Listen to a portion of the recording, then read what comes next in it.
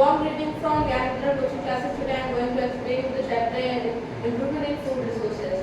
Firstly, I want to tell you about the Green Revolution. This is the program which was very important for green peas and vegetables plants to increase production. In simple words, I want to say कि suppose आपके पास में एक kilo rice है और आपके पास में total 10 लोग हैं खाने के लिए। 1 किलो राइस आपको 10 लोगों में बांटनी है और आपकी प्रोडक्शन 1 किलो ही रहेगी। तो लोग अगर बढ़ेंगे तो आपकी प्रोडक्शन कम हो जाएगी। तो ये वो एक्ट है जिसकी वजह से हमें अपनी प्रोडक्शन को इंक्रीज करना था इंक्रीजिंग पॉपुलेशन के हिसाब से। और वाइट रिवॉल्यूशन में हम लोग मिल्क और डेयरी प्रोडक्ट्स को उनकी प्रोडक्शन को इंक्रीज करेंगे, जैसे कि पनीर, दही, चीज, मोज़रेला चीज, कर्ड, मिल्क एक्सेट्रा। अब मैं आपको बताना चाहूँगा क्रॉप प्रोडक्शन।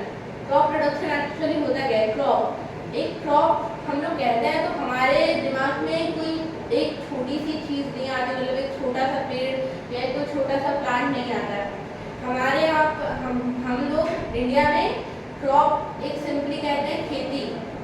खेती मतलब फार्मिंग भी होता है, लेकिन हम लोग खेती को यहाँ पर नॉर्मली क्रॉप के रूप से देख सकते हैं।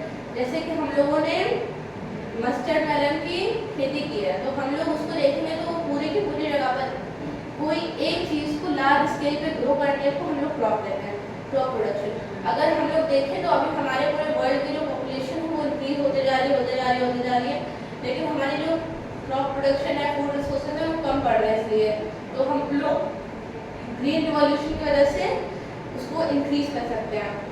सपोज हमारी जो पॉपुलेशन है वो 10 बिलियन पहुंच गई है और हमारी अभी जो क्रॉप प्रोडक्शन है वो नॉर्मल 7 बिलियन जितनी ही है, तो हम लोग सारे लोगों का जो नीड है वो फुलफिल नहीं कर पाएंगे।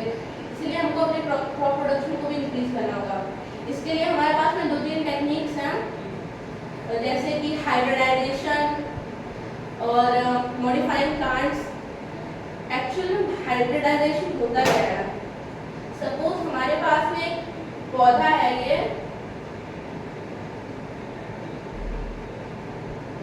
इसमें ये टमाटर हो गया और हमारे पास एक और पौधा है, इसके नीचे वो ग्राउंड में उगता है और वो पोटैटो है, उसके अंदर पोटैटो हो गया है कई सारे।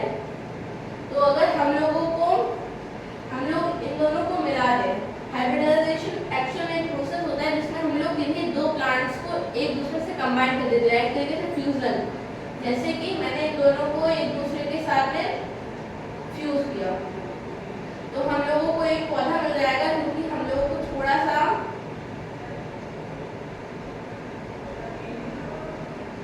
इस तरीके का दिखेगा, जिसके नीचे हम लोग पोटैटो और ऊपर टोमेटो तो दोनों मिलेंगे। तो हम लोग इसकी वजह से इस प्लांट का नया नाम भी पड़ जाएगा। जब ये टोमेटो और पोटैटो से कंबाइन हो बनाया तो इसका नाम हम लोग रख देंगे। इसमें कोई हैरान होने वाली बात नहीं है, एक्चुअली में ऐसा प्लांट एग्जिस्ट भी करता है। ऐसे कई सारे प्लांट्स हैं जो कि आपस में हाइब्रिड बना सकते हैं, जैसे कि उन दोनों को कंबाइन करेंगे, उन दोनों का जो फ्यूजन होगा उसका कर सकते हैं। जैसे कि समझ लीजिए एक नॉर्मल प्लांट है गुआवा का, ये गुआवा का एक ट्री है और ये अपने जो इनके चैलेंजेस होते हैं उस चैलेंजेस से एग्जैक्टली कर नहीं पा, मतलब एग्जैक्टली सफर नहीं कर पा रहा है और बहुत जल्दी खराब हो जा रहा है। तो हम लोग इसको जीन मॉडिफिकेशन की मदद से इसके जीन्स को, जो डीएनए के अंदर जीन्स प्रेजेंट होते हैं, उनकी मदद से हम लोग इसको जो है मॉडिफाई कर सकते हैं और इसको प्रिपेयर कर सकते हैं हार्ड चीज़ों से, मतलब हार्ड चैलेंजेस से सफर करने के लिए। एक्चुअल में जीन होता क्या है? ये हमारा डीएनए होता है, डीऑक्सीराइबोन्यूक्लिक एसिड। एक्चुअल में एक डीएनए है, तो डीएनए के अंदर एक जो पार्ट होता है उसको हम लोग जीन कहते हैं। तो हम लोग इसकी जीन मॉडिफिकेशन की मदद से हम हम लोग इसकी जीन मॉडिफिकेशन की मदद से इसकी जो सफिंग प्रॉपर्टी है, जो इतना ये सफर कर सकता है, जितना ये अपने आप को अपग्रेड कर सकता है, उसकी कैपेसिटी को बढ़ा देंगे, उसकी मैक्सिमम लिमिट इंक्रीज कर देंगे। उसके बाद में मैं आपको एक चीज बताना चाहूँगा, क्रॉप्स के सीजन एक्चुअली हो जाते हैं। सपोज आप के पास एक फील्ड है, तो आप क्या इसमें सारी प्लांट, सारे क्रॉप्स, सारे वेजिटेबल्स एक बार में कर सकते हैं? नहीं, सारी चीज़ों के एक टाइम होता है, टाइम पीरियड डिसाइडेड है, और उन्हीं टाइम पीरियड को हम लोग 3 चीज़ों में बांट देते हैं, राबी क्रॉप्स,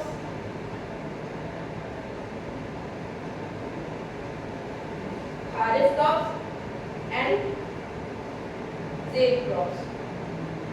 एक्चुअल में ये क्या होते हैं? रबी क्रॉप्स वो होते हैं जो कि विंटर सीजन्स में होते हैं,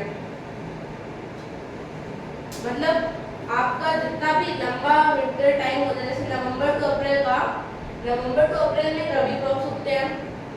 खारिफ क्रॉप्स रेनी सीजन में होते हैं, जैसे कि आपको पैडी हो गया, मेज हो गया, एक्सेट्रा। और खारिफ रेनी सीजन में उगते हैं, रबी विंटर में उगते हैं, ज़ेड समर सीजन में उगते हैं। समर सीजन में एग्जैक्टली मतलब जून टू अक्टूबर तक। तो हम लोग इन चीज़ों का एक शॉर्टकट भी बना सकते हैं, RKZ। R को हम लोग याद कर सकते हैं रजाई से, K को हम लोग याद कर सकते हैं कीचड़ से, Z के लिए जब दोनों हो गए तो इस तरीके से हम इसको ऐसे गेस भी कर सकते हैं, और Z को हम लोग ज़्यादा जल्दी से भी डिनोट कर सकते हैं, मतलब पता कर सकते हैं कि हम लोग याद रख सकते हैं। उसके बाद में मैं आपको 3 चीज़ें बताना चाहूँगा जिससे कि हम लोग हमारे क्रॉप्स को बहुत इम्पोर्टेंट, मतलब उनके लिए बहुत इम्पोर्टेंट है, जिसको मैं कहता हूँ VPP। एक्चुअली होता क्या है? पहले का मतलब होता है वैरायटी, वैरायटीज में इंप्रूवमेंट करना होगा। दूसरा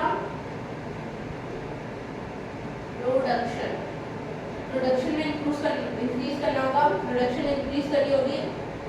और तीसरा सबसे मेन प्रोटेक्शन।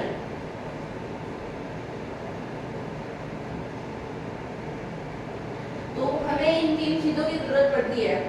एक्चुअली ये तीनों फैक्टर्स भी हैं हमारी इंक्रीजिंग प्रोडक्शन के लिए, और ये तीनों चीज़ें हमारी फूड को सेव करने के लिए और उनकी जो कैपेसिटी है उसको इंक्रीज करने के लिए, एनहांस करने के लिए इम्पॉर्टेंट भी है। पहले हम लोग वैरायटी की बात कर लेते हैं। वैरायटी में हम लोगों ने देखा जैसे कि हम लोगों ने एक वैरायटी के वेजिटेबल को दूसरी वैरायटी से मिला दिया, तो हम लोग इसमें वैरायटीज का भी इम्प्रूवमेंट कर सकते हैं। जैसे कि ये दोनों वैरायटीज अलग अलग उगाने में हमको टाइम लगता है, तो हम टोमेटो भी उगा सकते हैं एक तरीके से। प्रोडक्शन में हम लोग नई नई चीज़ों का जो गवर्नमेंट स्कीम्स लॉन्च कर रही है, जितनी चीज़ें वो प्रोवाइड कर रही है, उन सब की हेल्प से हम उनकी प्रोडक्शन को भी लार्ज स्केल पे कर सकते हैं और उसको भी इंक्रीज कर सकते हैं, कम टाइम में वो ज़्यादा ग्रो करेगी। और प्रोटेक्शन के लिए हम लोग 3 चीज़ें यूज़ कर सकते हैं, paste, breeding,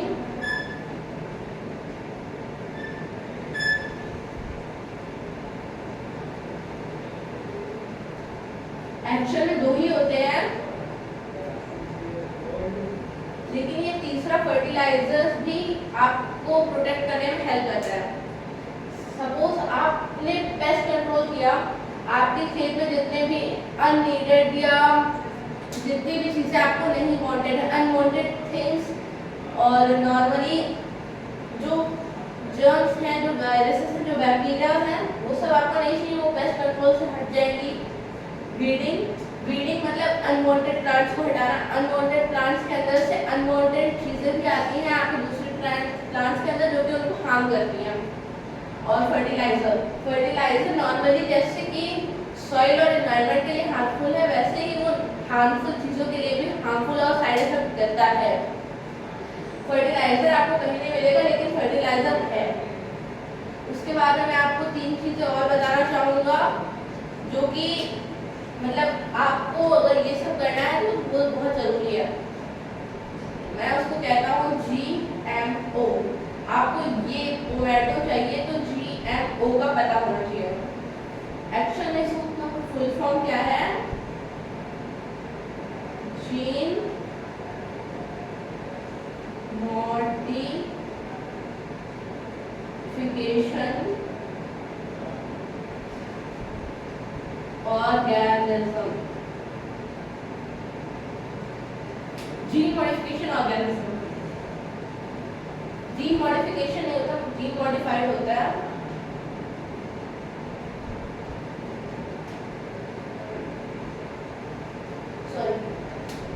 gene modified organism मतलब जैसे कि हम लोगों ने किसी भी चीज का जीन में मॉडिफिकेशन किया, इसी को हम लोग कहते हैं जीन मॉडिफिकेशन भी कहते हैं, जीन मॉडिफाइड ऑर्गेनिज्म भी कहते हैं। इसको आपको बहुत कम जगह पूछा जाता है, लेकिन ये फिर भी एमसीक्यू में कभी कभी आ जाता है। और आपको मतलब अगर किसी चीज की पोटेंशियल को बढ़ाना है तो आपको दो चीजें करनी होती हैं। पहला हाइब्रिडाइजेशन,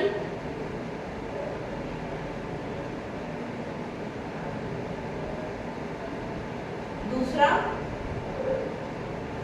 GMO या जीन मॉडिफिकेशन GMO। इसके बाद में मैं आपको कुछ तरीके बताना चाहूँगा इरिगेशन के, जो कि प्रोडक्शन के साथ साथ बहुत इम्पोर्टेंट है। जैसे कि हमारे पास में तरीके मतलब इरिगेशन के 3-4 तरीके मैं आपको बताऊंगा, मुझे तो कई सारे हैं। पहला रिवर लिफ्ट। हम लोग पानी को सपोज आपका जो ये फार्म है, किसी के पास में एक नदी है तो आप यहाँ से पानी रिवर लिफ्ट कर लेंगे।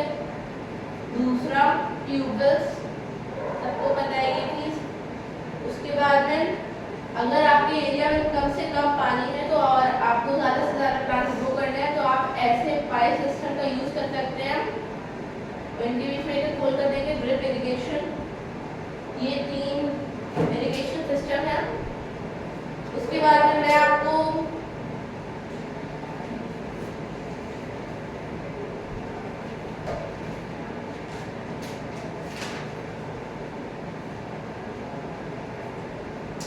मैं क्रॉप्स के बारे में बताना चाहूँगा, लोग कैसे उगाना चाहते हैं। सपोज एक इंसान है, पर्सन पर रखते थे उसका नाम, उसको क्रॉप ग्रो तो करनी है लेकिन लो कॉस्ट में। तो उसके लिए हम कुछ नहीं कर सकते। लो कॉस्ट में हम लोग क्रॉप को उगा ही नहीं सकते, हमको कम से कम में कुछ ना कुछ पैसे तो चाहिए होते। दूसरा लो कॉस्ट प्रोडक्शन। हम लोग इसमें हाइब्रिडाइजेशन का यूज कर सकते हैं, जीन मॉडिफिकेशन का यूज कर सकते हैं। उसके बाद में हम लोग नई वैरायटीज का यूज कर सकते हैं। उसके बाद में हमें प्रोडक्शन लार्ज स्केल पे करनी है तो हमें एक अच्छा खासा फील्ड चाहिए होता है। उसके बाद में एक आता है हाई कॉस्ट प्रोडक्शन।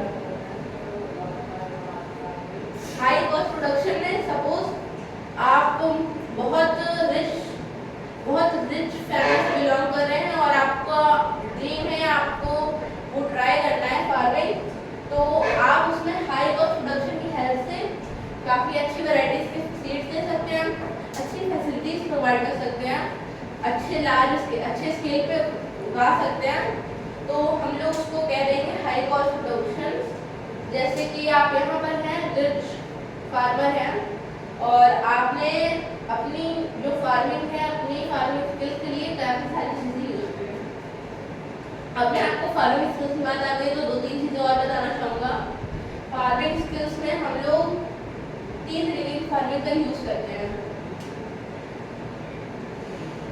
पहला हम लोग मतलब फैक्टर कह लीजिए आप, फार्मिंग फैक्टर FF से डिनोट करते हैं फार्मिंग फैक्टर। इसमें हम लोगों को 3 चीजें चाहिए होती हैं, nutrient, water and cropping pattern. Nutrients क्या होता है?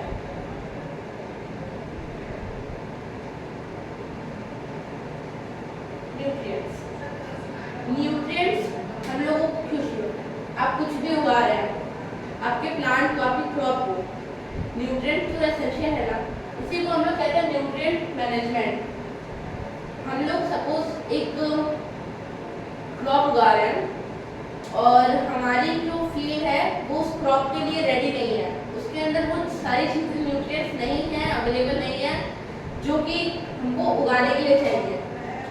तो हम लोग उसमें वो या तो न्यूट्रिएंट्स प्रोवाइड करेंगे उस सॉइल में या तो हम अपनी क्रॉप चेंज करेंगे, इसको कहते हैं न्यूट्रिएंट मैनेजमेंट। दूसरा वाटर में मैंने अभी आपको बताया इरिगेशन। हम लोग वाटर को इरिगेशन मेथड से भी प्रोवाइड कर सकते हैं, भी नहीं इरिगेशन से ही प्रोवाइड करेंगे, जिसमें मैं आपको 3 बता चुका हूँ। एक और बताना चाहूँगा, रेन वाटर हार्वेस्टिंग, और आप टैंक्स में सेव करके भी कर सकते हैं। उसके बाद में आपका आता है क्रॉपिंग पैटर्न।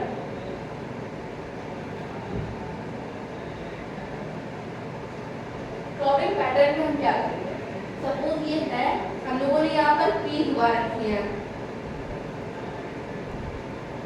सपोज ये हर जगह पी उगी हुई है, तो पी की रिक्वायरमेंट नाइट्रोजन होती है। नाइट्रोजन को उसे नाइट्रोजन चाहिए होता है हाई अमाउंट में। तो जब हम लोगों ने यहाँ पर सपोज ये ईयर 1 है, ईयर 1 में हम लोगों ने पी लगा दी, तो उसने सारी की सारी नाइट्रोजन की जो उसके अंदर एफिशिएंसी थी वो खत्म कर दी। अब उसके बाद में हम लोग वापस पी तो लगा नहीं सकते क्योंकि नाइट्रोजन तो बहुत लैक है, उनके पास लैक ऑफ नाइट्रोजन है सॉइल के अंदर। तो हम लोग पी की जगह पर सपोज टोमेटो लगा देंगे, ये ईयर 2 का हो जाएगा। और कम से कम एक चीज की एफिशिएंसी को कंप्लीट करने के लिए सॉइल को कम से कम 1.5 से 2 साल का गैप तो चाहिए होता है, टाइम पीरियड चाहिए ही होता है। तो उसके बाद में हमारा ये हो जाएगा, तो हम लोग इसी को एक साइकिल की तरह यूज कर सकते हैं, इसी को क्रॉपिंग पैटर्न कहते हैं। उसके बाद में मैं आपको क्रॉप प्रोडक्शन के मेथड बता चुका हूँ। क्रॉपिंग पैटर्न में भी 3 चीजें आती हैं।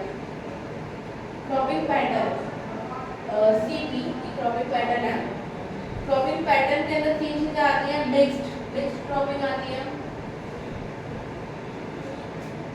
मिक्स्ड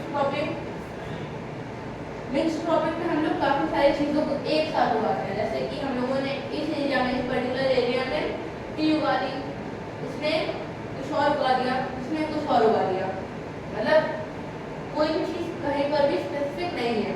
यहाँ पर ये, एक 2 पी के बीच में एक कुछ और लगा दिया, 2 पी के बीच में कुछ और लगा दिया, 2 पी के बीच में कुछ और लगा दिया, ठीक, मिक्स हो गया। उसके बाद में हम लोग करते हैं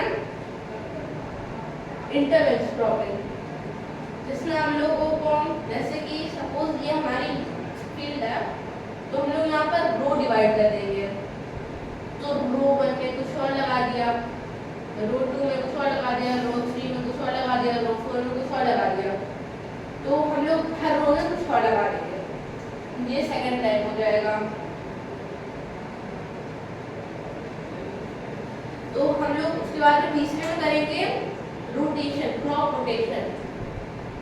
मैंने जो अभी ये बताया इसको क्रॉप रोटेशन कहते हैं, क्रॉपिंग साइकिल कहते हैं और क्रॉपिंग पैटर्न भी कहते हैं। एक्चुअली में 3 तरीके की जो होती है, उसके अंदर होता है, एक होता है क्रॉप रोटेशन। क्रॉप रोटेशन वही चीज होती है जो मैंने अभी आपको बताया। ईयर 1 में हम लोगों ने पी उगा दिया, ईयर 2 में हम लोगों ने टोमेटो उगा दिया, ईयर 3 में हम लोगों ने जिंजर उगा दिया। ऐसे ही हम लोग ईयर बाय ईयर उसको चेंज करते रहेंगे। उसके बाद में मैं आपको मैन्योर और फर्टिलाइजर बताना भूल गया, सॉरी। मैन्योर एक्चुअल में हम लोगों को इन सारी चीज़ों को प्रोवाइड करने के लिए इतने इंस्टेंटली और सॉइल इतनी ज़्यादा एफिशिएंट नहीं है कि वो इतनी जल्दी अपने सारे के सारे नीड्स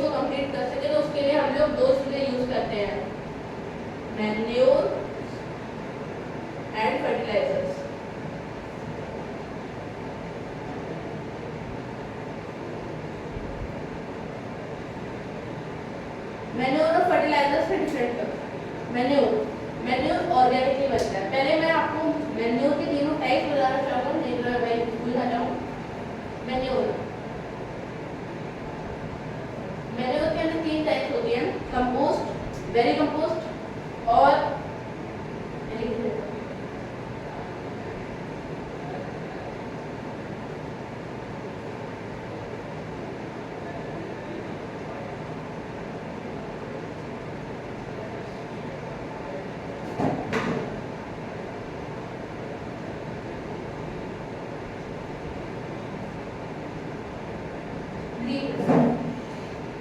कंपोस्ट में हम लोग जो हमारे हाउस होल्ड वेजिटेबल्स के पील्स होते हैं उनको हम लोग, सपोज ये पेड़ है, गड्ढा है, हम लोगों ने वो सारे के सारे जो छिलके हैं वो उसमें डाल दिए। अब एक पर्टिकुलर टाइम पीरियड के बाद में वो सारा का सारा डिकम्पोज मटेरियल मैन्योर में चेंज हो जाएगा। उसके बाद में ये हो गया हमारा कंपोस्ट। अब वेरी कंपोस्ट में हम लोग इसी में हम लोग वर्म्स को छोड़ देंगे। हमें वेरी कंपोस्ट से पता चल ही रहा है, वेरी मतलब वर्म्स, तो वर्म्स को छोड़ देंगे ताकि ये जो प्रोसेस है वो थोड़ा इंस्टेंट हो, इंक्रीज हो, टाइम लिमिट कम हो। ये वेरी कंपोस्ट में अगर हम लोग जब छोटे छोटे कीड़े छोड़ देंगे तो उसके बाद में ग्रीन मैन्योर। एक्चुअली में ग्रीन मैन्योर कुछ नहीं होता, हमारे पास में ये एक फील्ड है, क्रॉप हुई है, सपोज ग्रीन है। उसके बाद में हम लोग ये जो ग्रीन है उसको इसी सॉइल के नीचे, इसी के अंदर नीचे से दबा दिया। At a particular time period बाद वो इसी सॉइल को मैन्योर से न्यूट्रिएंट प्रोवाइड भी करेगा और यही सॉइल और फर्टाइल भी हो जाएगी। और फर्टिलाइजर में हम लोग केमिकल्स का यूज करते हैं। केमिकल्स एक्चुअल में हमारे नेचर के लिए तो हार्मफुल है, लेकिन हमारी जो प्रोडक्शन है उसको इंक्रीज बहुत जल्दी करता है। सपोज इसमें हमें लगा 4 महीने का टाइम पूरा होने में, लेकिन अगर वही चीज़ अगर हम फर्टिलाइजर्स के थ्रू करेंगे तो वो शायद 3.5 मंथ में कंप्लीट हो जाए। 3.5 मंथ में कंप्लीट हो जाए। इसीलिए हमें फर्टिलाइजर्स का यूज तब करना चाहिए जब हमें अपनी जो प्रोडक्शन है उसको बहुत लार्ज स्केल पे बहुत इंक्रीज करना है तब। एक्चुअल में फर्टिलाइजर्स वाटर के साथ में बहुत जल्दी मिल भी जाते हैं, जैसे कि हमारी जो ये है इनकी जो रूट्स है उस रूट में अगर हम मैन्योर डालेंगे तो मैन्योर को इनके साथ जाने में थोड़ा टाइम लगेगा। फर्टिलाइजर वाटर के साथ तुरंत मिल जाता है तो वो रूट्स के थ्रू तुरंत ही रिएक्ट करना स्टार्ट कर देगा। लेकिन जैसे कहते हैं ना, किसी भी चीज़ का अगर कुछ अच्छा पॉइंट है तो नेगेटिव भी है। तो जब ये इसका वाटर के साथ रिएक्ट करना, अगर वही फर्टिलाइजर किसी रिवर में चला जाए, तो इसी रिवर में हम लोग फर्टिलाइजर डाल दे तो उसी रिएक्शन की वजह से अंदर जितनी मछलियाँ हैं वो सब मरना स्टार्ट हो जाएंगी। क्योंकि फर्टिलाइजर केमिकल है तो केमिकल तो कभी एनवायरनमेंट के लिए अच्छा होता नहीं है। इसीलिए हम लोगों को मैन्योर्स का यूज ज़्यादा करना चाहिए, फर्टिलाइजर्स का तब करना चाहिए जब हमें किसी एक चीज़ को बहुत लार्ज स्केल पे बहुत हाईली प्रोड्यूस करना होगा। उसके बाद में मरीन फिशर्स, एक्चुअल में मरीन कहते हैं, मैं उसको मरीन कहता हूँ।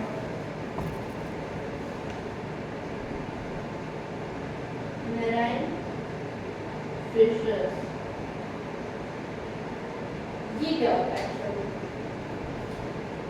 सपोज आपके पास में एक मछली है और वो मछली कुछ इस तरीके से दिखती है, ऐसा है और वो ऐसा है। तो वो मैरीन फिश में कैसा दिखेगी? मतलब उसकी ये चीजें गायब हो जाएंगी, जब आप उसमें देखेंगे तो उसमें ये गायब हो जाएगी। मैरीन फिश के 2-3 एग्जाम्पल